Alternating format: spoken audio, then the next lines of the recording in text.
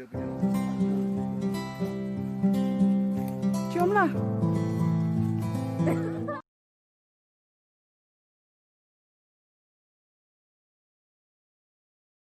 Some more insight about what are some of the solutions.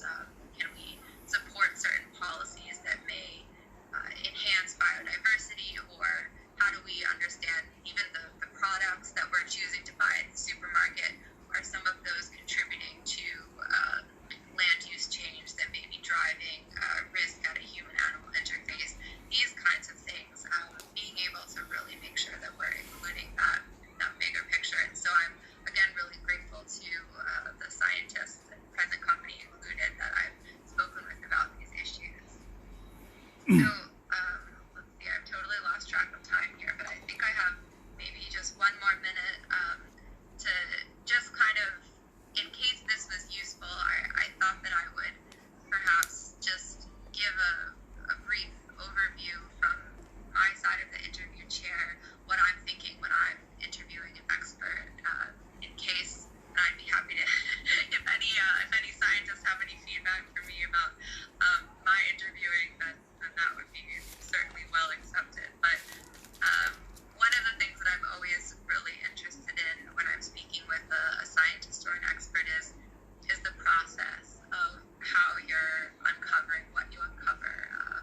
For example, if a researcher is telling me that they're doing serological testing so that they can understand what the risk is for communities who are living at the border of wildlife habitats, I can certainly write that line in my article, but if I'm able to ask you, what does that actually mean? And you describe to me how you have a relationship with a local clinic and its patients where when they get a blood sample taken for something else, that's handed over to your laboratory with their permission, and you're then being able to test that for all different kinds of viral families to understand what the risks might be, what are viruses that are crossing over that then may emerge. That really can illustrate what that work is like and draw our readers into the scientific process more, so that we're all maybe more united in what this work is and how prevention happens, and policymakers as well. I think another thing that can be important is sometimes we look at these, I think we saw this with this outbreak where there wasn't a lot of, we saw this with this outbreak where there maybe wasn't a lot of reaction in places like the United States immediately when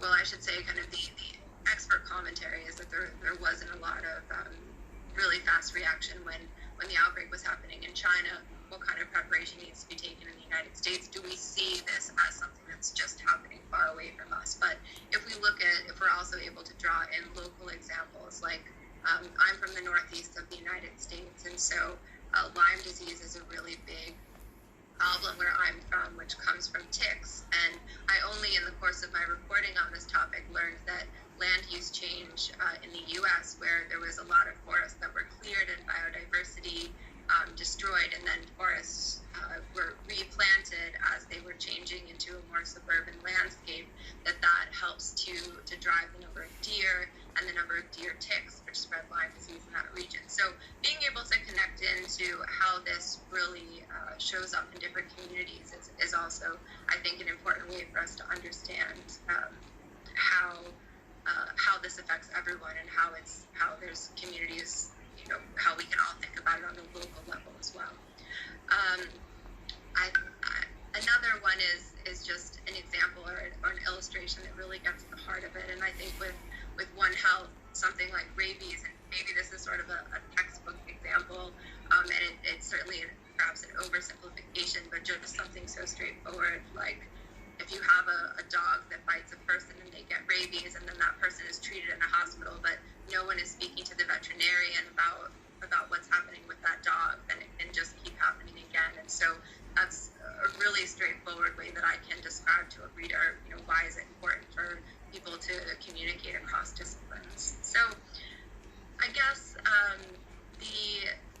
the other parts that I'm always interested to know is really what's the bottom line for the public or for policy policymakers? What should they know, and what am I myself missing that I should be thinking about? So I'm sorry, I think I've totally gone over my time here because I can't see any of my clock when I'm in this presenter view. But thank you so much for listening, and I welcome any questions that you guys might have afterwards. Thank you.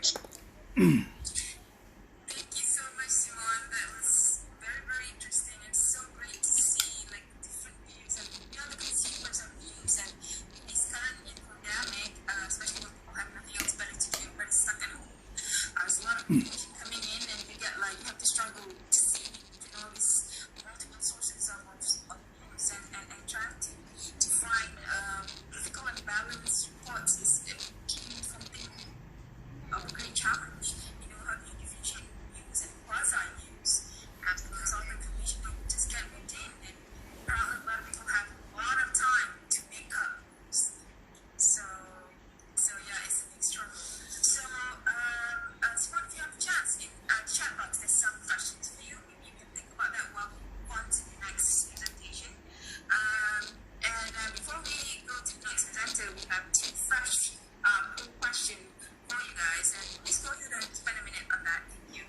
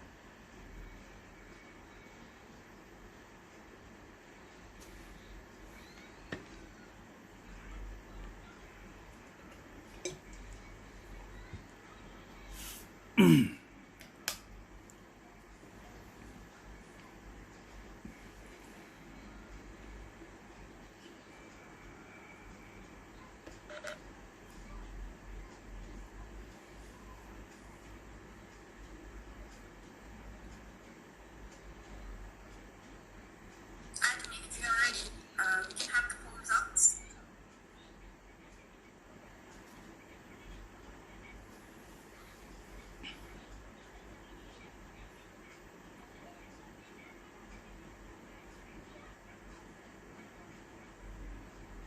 Okay, so most of us agree that wildlife conservation definitely will help to prevent against future pandemics. And yes, many of us get upset when a certain animal species get labeled for pathogen emergence.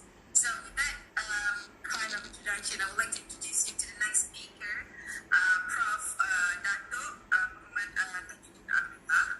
So how are you, Prof, today? I'm fine, thank you. Thank you so much for agreeing to be with us today. So, Prof. Dato, he asked me to call him Mr. T, but he's not highly accessorized Mr. T with the mountain gold and silver appendages. So he's a Academy of Science Fellow of Malaysia. He was a professor at UNIMAT, University of Malaysia Sabah, and now he's with University of Malaysia Terengganu. He was elected and inducted as the Fellow of Academy of Science Malaysia in 2013. His research disciplines are in zoology, molecular ecology, biodiversity, and protected area management. In 1978 to 1980, he did research on Sumatran rhino conservation. In 1990, he conducted research in diversity, distribution, population, ecology, and species conservation and their natural habitats in Peninsula and Borneo. So his research is like very well-rounded and very relevant for today's, and right now his interest is in zoonosis, genome and metagenomic of primates. So he also did a lot of research on orang asli, sustainability, canopy species diversity, cranial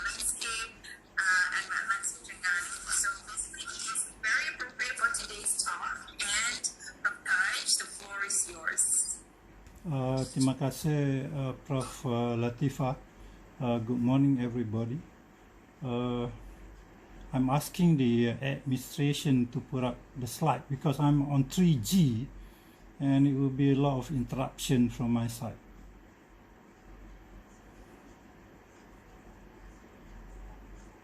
Do I have the slides? Okay, anyway, I've been working on the wildlife in Malaysia since 1977 and have been working in Peninsula Borneo, in Thailand, as well as part of Indonesia. And initially I was involved with the Sumatran rhino until during our lifetime we can see that the animal have been extinct. So at the present time we have about 372 species of mammal in terms of the biological species, genetic species, as well as morphological species. And out of that number,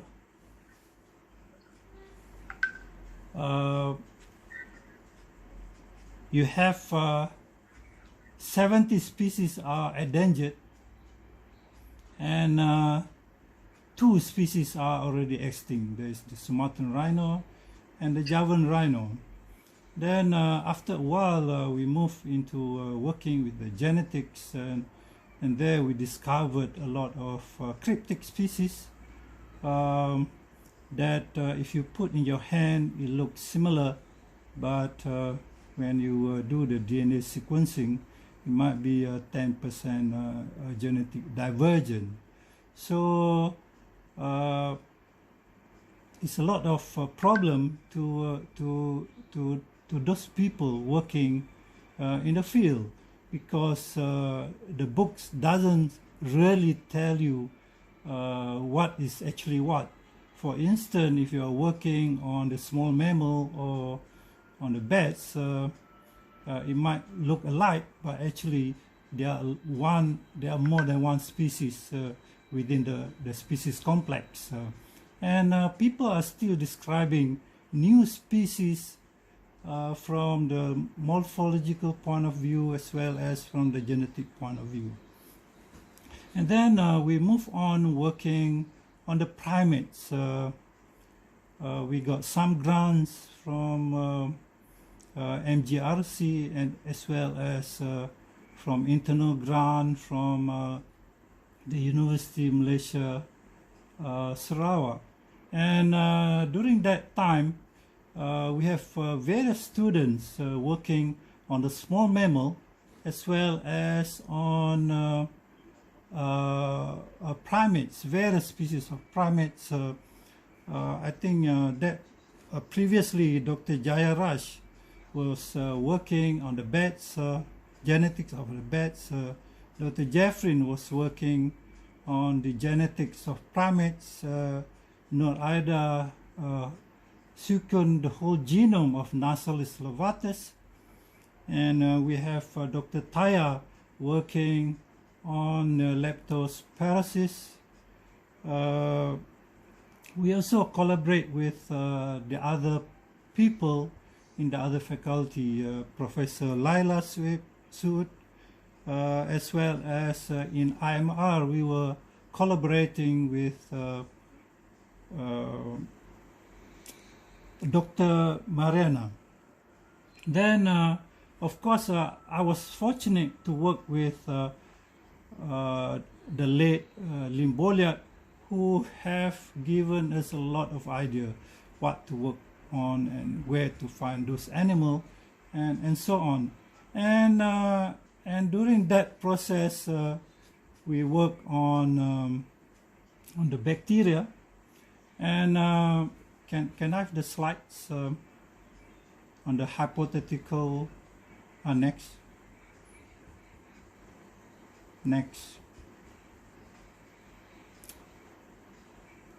Okay, these are some general aspects of infectious disease outbreak. If you have a lot of biody, then these are the source of your pathogen. And the zoonotic disease outbreak is positively correlated with the number of threatened mammals and birds. And they also found out that the loss of biodiversity is associated with the increasing zoonotic diseases and vector-borne diseases. Next slide.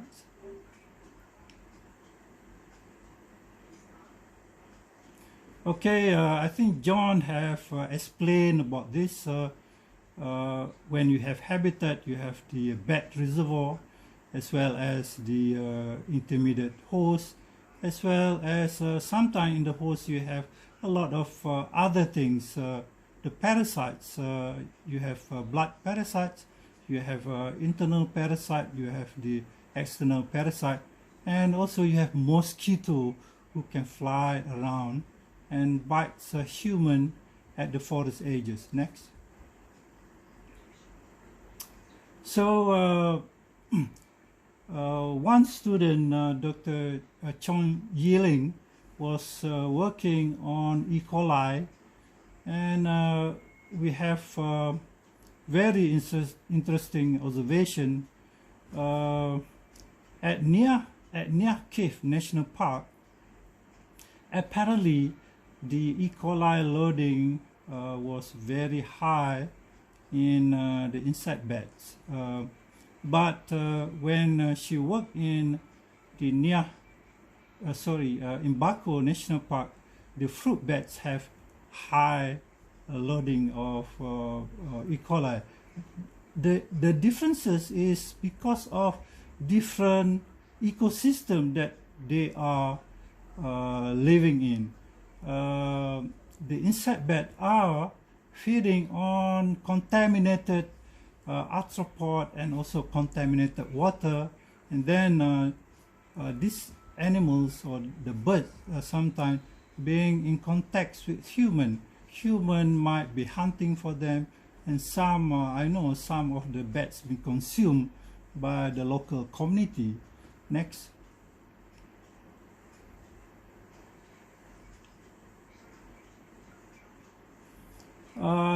So in Bako National Park is a tropical lowland forest.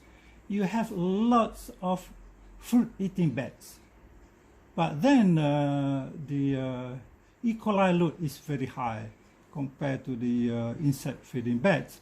So when we look at how does the E. coli enter into the system, is through the long-tailed macaque that are walking on the ground around the park area, scavenging the waste and also discarded food in the bin.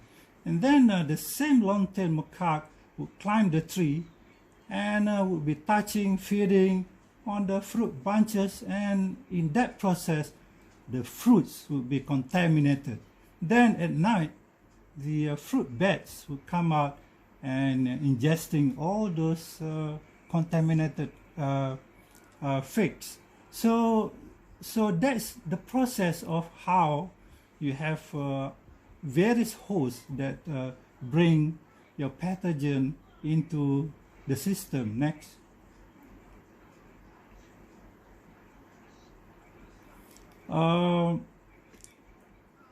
We were working around university campus in Borneo, and we checked the bloods from both animals and also the communities, the local communities, and found that they were positive of leptospira. And so we informed the top management that we might have some problem, because all around here we have positive cases of leptospira. So one day we really have a reported case of leptospirosis in the hostels, in the campus. So when I investigated, a lot of those cleaners in the campus were from the kampung that live next door to our campus. So so we published the data, and also we found some of these lepto are not only from rodent, but they are from carnivore and also from primates. So I don't know how it gets into the other animals, but you can read all those papers that we have published. So what we really concern is that there's no SOP on health or the safety of people working in the field, as well as people in contact with other people on campus or in the office that are the potential carrier of those diseases. Next. Malaria is done by our colleague Professor Balbir Singh. So I'm just reading his papers. I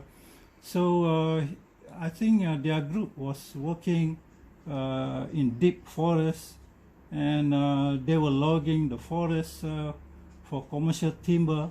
And while they were logging, those trucks, the timber truck, leave very deep tire track on the ground, as well as those big leaves would curl up and be collecting rainwater during the monsoon. And that really become the breeding ground for the mosquito.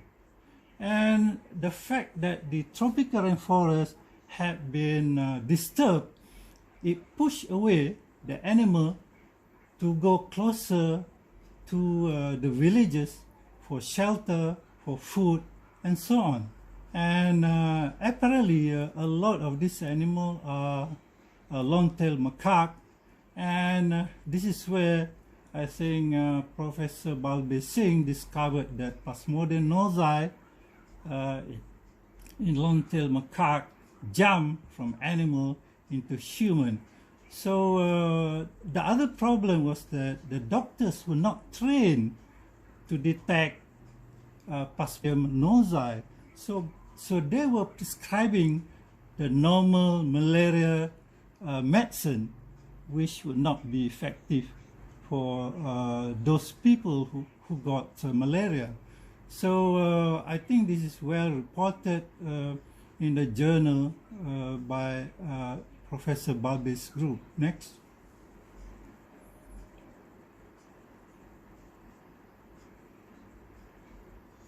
I think John have spent a lot of time talking about the virus. I think his group with Dezek, Schoenfield, Andrew Breed, and so on have been doing excellent job. I would not dwell on this, but I'm just putting up a very small slide to show how does the sequence of event. So you have the flying fox with Nipah virus feeding on the fruits, and some of the leftover been contaminated with the saliva ingested with farm animal, and unfortunately it got into the piggeries in Malaysia, and we have I think about 276 cases with 106 deaths. And I think later on they have to cull about 1 million pigs in Malaysia, and there was a very big, I think about 20 billion of economic loss to the country in terms of export value, and there are several issues there. Do you really have a farm SOP? Do you have this safety certification be enforced in all the farm, or just a rubber stamp sort of thing been done across the country, or do they really check, take the swab, and look for the organism? And I was really sad that they were killing the flying fox population, that the suspect being the carrier. So the other irony is that flying fox is protected species in Malaysia. So at the end of the day, we would call the protected species rather than we think about SOP and so on. Next. We were working with the Orang Asli since 2016 and found that the Orang Asli, as well as those indigenous in Sarawak, they were using amphibian, reptile, birds and mammal for their subsistence as well as for their livelihood. And there was never any issue of SOP or health risks and so on. And I'm concerned about this because most of these indigenous people are a matter of their survival, whether they have food on the table or they don't have food on the table. But how are we going to, let's say, ask them to test every animal when they were collecting? Or are we going to ask them to wear PPE while they were hunting for animals? So this sort of question that we have to address. And the other thing is that their education is very low. You cannot talk in a very high technical level, because I've been trying to say something like that. They were saying, well, you can talk because you have your salary. This is a matter of our survival to find food and eat. Next slide. So I think John have covered also this, but I'm going to talk about just the, you are correct, John, that we can do intervention at level 2, the disturbances, and at level 3 by having certain policy, certain laws, and also certain practices that might benefit and that might break the change of the disease in our community. Next.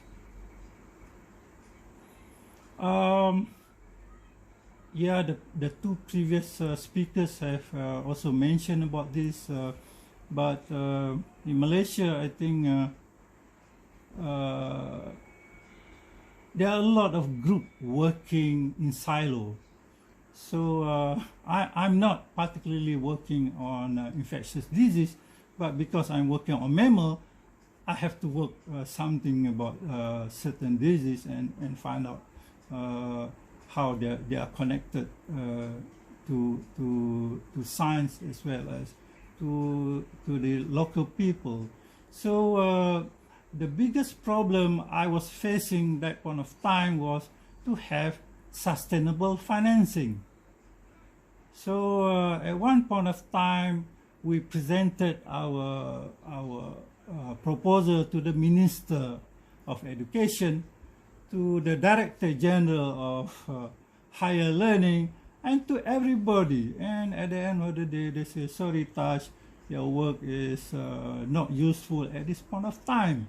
So that was in 2013. That was 7 years ago that I was asking for money to look into the problem of transmission of disease and so on. And I'm still having the proposal in my hand, and we are not getting any funding for that.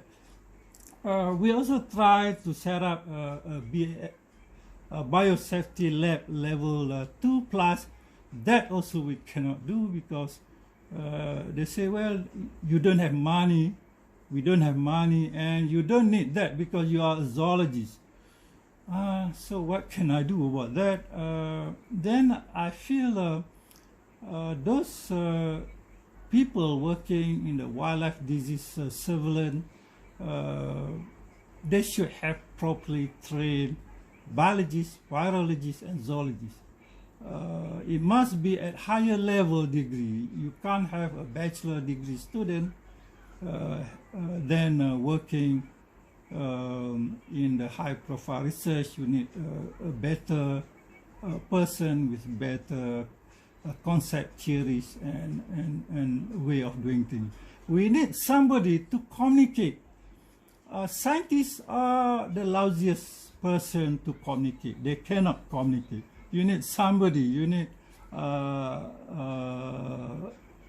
reporter or a communicator to talk to the local people, to talk to the policymaker, to talk to the grant agency and so on.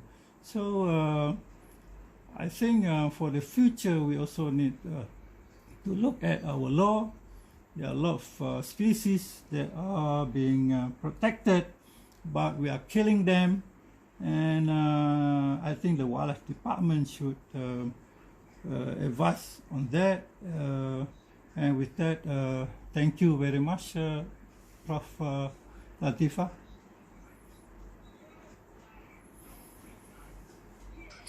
Thank you so much, Dato, for a very interesting overview on what is being currently performed at the country level in terms of conservation. I'm sorry, I lost my word. Conservation and what you are doing, and a lot of your work is very one house in terms of its spirit. And I truly appreciate the comprehensiveness of you engaging with different sectors in your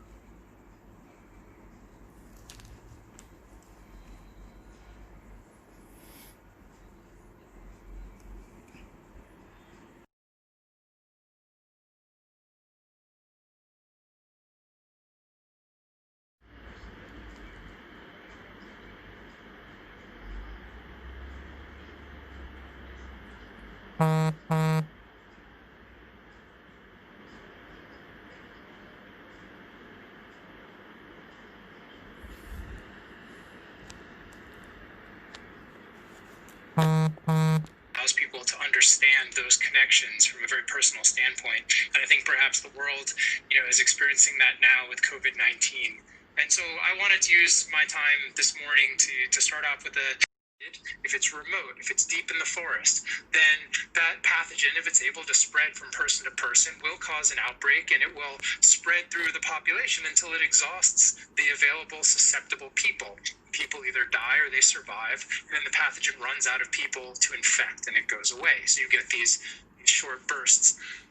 When human populations become more connected, as we are in today's world, there is opportunity through travel and human movement for pathogens that are efficiently able to spread from person to person to move. Wildlife interact, and then people interact with livestock. It could be food contamination. But a lot of other things have to happen. The pathogen has to be able to survive for a time in the environment in case there isn't direct contact. And then human populations have to actually be susceptible, able to be infected with this pathogen and spread it to other people. So assuming you have all these right conditions lining up, only then do you really have a pathway to emergence. So it's bad when it happens, but the good news is that because this process is so complex, it's actually easy to disrupt, drive viruses to spill over from their wildlife reservoirs into livestock and people. And so while it is difficult to know exactly when or perhaps which virus it will be that emerges, we have a pretty good handle on where it's likely to happen, and we also know pretty well how it's likely to happen. One of the most important ibis, and they learn to, instead of foraging for crustaceans in the mudflats, they learn to nest and settle around these landfills and use their long hooked beaks to poke into garbage bags and pull out food waste, and they became overabundant. The birds were incredibly successful. In fact, what you see here on this garbage pile that's white is pretty much an ibis. So these birds were patrolling across the landfills, picking up food, and becoming overabundant. And it became a real problem because there were bird strikes on airplanes. These birds were moving into suburban areas, onto racks. Ibis would come into the poultry sheds, roam up and down the aisles, and take those long bills and grab eggs off of the racks, and often, poke those bills into piles of chicken feces underneath the cages as well. A perfect opportunity either for ibis to contaminate the hens with salmonella, with excretia and salmonella, or to pick something up from that farm. And because they're free-ranging wildlife, they could move to another farm and spread something like Newcastle disease, which is incredibly damaging to poultry. Of the potential for viruses to jump from wildlife into those livestock through a number of different ways. And interestingly, the Nipah virus story in Bangladesh is quite different than it was in Malaysia. Malaysia, of course, you just had the one outbreak in 1998-99, and then it was contained and stopped with the destruction of farms and the stop of movement of sick pigs. In Bangladesh, there are nearly annual outbreaks of Nipah virus encephalitis in people who are getting infected, dropped fruit, or perhaps having contact with a domestic animal or other animal that was infected. And it's really important to understand how spillover happens and what that interface is if we hope to prevent a virus like Nipah from continually emerging. And I will say that in South Asia and Bangladesh, Nipah virus carries on average a 75% case fatality rate. So it is not efficiently transmitted from person to person, although it does spread among people, but it has a very high mortality rate. And so the concern with Nipah is that given enough opportunity occurring in populations that have contact with bats that carry it, but where we're not noticing outbreaks of encephalitis or respiratory disease. So it is something we need. It's an example of a zoonotic virus that is repeatedly emerging, knocking on the door, that we need to pay better attention to, particularly in areas of the world where we know the virus exists, we know the bats are there, and we just don't know yet whether there have been outbreaks in people.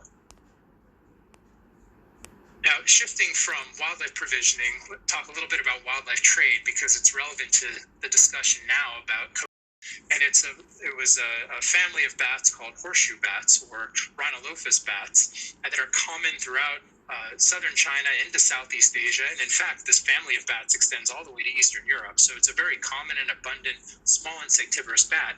And since the early days of SARS coronavirus, we know that this group of bats, the rhinolophus bats, carry a huge diversity of coronaviruses, many of them related to the original SARS coronavirus, and also carry viruses that are the most closely known relative to SARS-CoV-2. So this is an bats living in caves that continue to have coronaviruses circulating in those populations that have genetic elements of the original SARS coronavirus, and that have coronaviruses that are closely related to that original SARS coronavirus, and therefore it would have the potential to emerge again in human populations. So in addition to understanding that wildlife trade in and of itself presents risk for pathogen emergence, it can also happen at the community level just by exposure to wildlife. And this is something where we have to do a better job creating awareness of. And so supporting One Health research that understands these relationships and seeks to study pathogen transmission and ecological interactions between wildlife and people, livestock. We need to strengthen the systems that protect us from disease emergence, strengthen our surveillance systems, the workforce that go out and are actually able to sample and test wildlife and livestock and people for the same viruses, to be able to respond more rapidly to an outbreak before it becomes a regional outbreak or a global pandemic. And that requires investment in our own infrastructure and our own people. COVID-19 pandemic and the research and development around understanding the novel coronavirus and controlling its spread. Originally, she is from the US and she has been reporting from Asia for the past 3 years, covering a range of social, political, and environmental issues. So we're very excited to have you today here, Simone. So please go ahead, the floor is yours. Thank you so much. Can you hear me okay?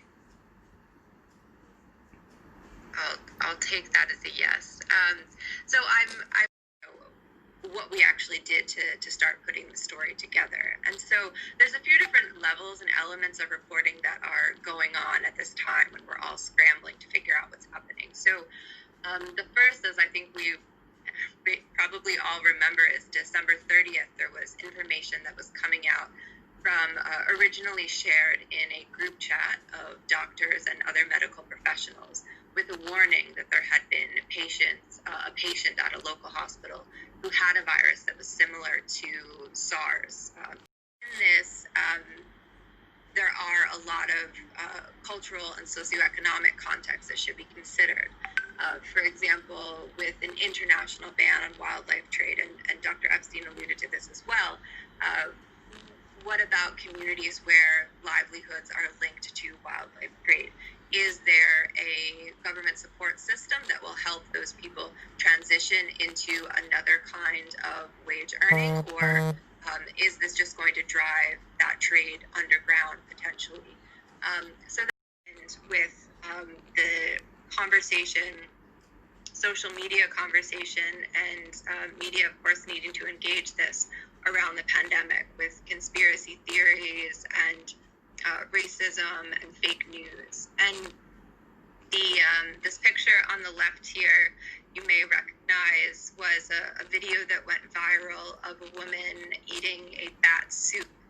And this was used as an example of eating practices in China, and really